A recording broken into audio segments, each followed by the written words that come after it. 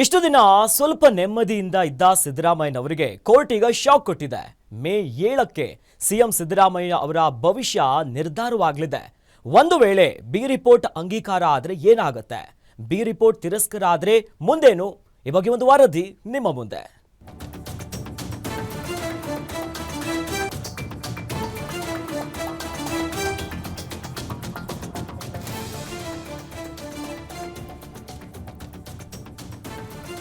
B report ಅಂಗೀಕರಿಸಿದ್ರೆ ಏನ್ ಆಗುತ್ತೆ ಅನ್ನುವಂತಹ ಪ್ರಶ್ನೆ ಈಗ ಎದುರಾಗಿದೆ. ಇನ್ನು ಬಿ ರಿಪೋರ್ಟ್ ಒಪ್ಕೊಂಡ್ರೆ ಸಿದ್ದರಾಮಯ್ಯಗೆ ಒಂದು ಬಿಗ್ ರಿಲೀಫ್ ಸಿಗುತ್ತೆ. ಸಿದ್ದರಾಮಯ್ಯ ಅವರ ಪತ್ನಿ ಪಾರ್ವತಿ ವಿರುದ್ಧದ ಆರೋಪ ಸಾಬೀತಾಗಲ್ಲ. ಇನ್ನು ಕ್ರಿಮಿನಲ್ ತನಿಖೆ ಮುಂದುವರಿಯದೆ ಇತ್ಯರ್ಥ ಆಗಬಹುದು. ಬಿ ರಿಪೋರ್ಟ್ ಒಪ್ಪಿದ್ರೆ ಇಡೀ ತನಿಖೆ ವರದಿ ಕೂಡ ರದ್ದಾಗುವಂಥದ್ದಿದೆ. ಇನ್ನು ದೂರುದಾರ ಹೈಕೋರ್ಟ್ ಮೊರೆ ಕೂಡ ಹೋಗ್ಬೋದು.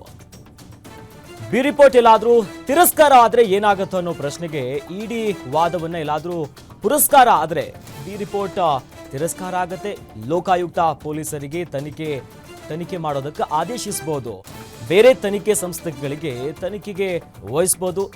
ಜೊತೆಯಲ್ಲಿ PMLA ಕಾಯ್ದೆಯಡಿ ಇಡಿ ತನಿಖೆಗೆ ಬಲವಾದಂತ ಆಧಾರ ಸಿಕ್ಕಂತ ಆಗತ್ತೆ. ಇನ್ನು ಸಿಎಂ ಸಿದ್ದರಾಮಯ್ಯಗೆ ಈಗಾಗಲೇ ರಿಸೈನ್ಗೆ ವಿಪಕ್ಷಗಳು ಒತ್ತಡ ಕೂಡ ಹೆಚ್ಚಾಗುವಂತ ಸಾಧ್ಯತೆ ಇದೆ. ನಿರ್ದಿಷ್ಟ ಆರೋಪಗಳ ವಿರುದ್ಧ ತನಿಖೆಗೆ ಆದೇಶಿಸಬಹುದಾದಂಥ ಎಲ್ಲಾ ಸಾಧ್ಯತೆಗಳು ಈಗ ಬಿ ರಿಪೋರ್ಟ್ ಮೂಲಕವಾಗಿ ಇದೆ. ಇನ್ನು ಮೇ 7ನೇ ತಾರೀಕಿನಂದು ಕೋರ್ಟ್ನಲ್ಲಿ ಯಾವ ಆದೇಶ ಬರುತ್ತೆ ಆ ಮೂಲಕವಾಗಿ ಸಿಎಂ ಸಿದ್ದರಾಮಯ್ಯನವರಿಗೆ ಮುಂದಿನ ಭವಿಷ್ಯವೇ ಕಾಣ್ತಾ ಇದೆ. ಆ ಮೂಲಕವಾಗಿ ಕಾನೂನು ಕುಣಿಕೆ ಮತ್ತಷ್ಟು ತೀವ್ರ ಆಗ್ತಿದೆ. ಈ ಮೂಲಕವಾಗಿ ಇವತ್ತು ಕೋರ್ಟ್ನಿಂದ ಮಹತ್ವದ ಆದೇಶ ಹೊರಬಂದಿದೆ.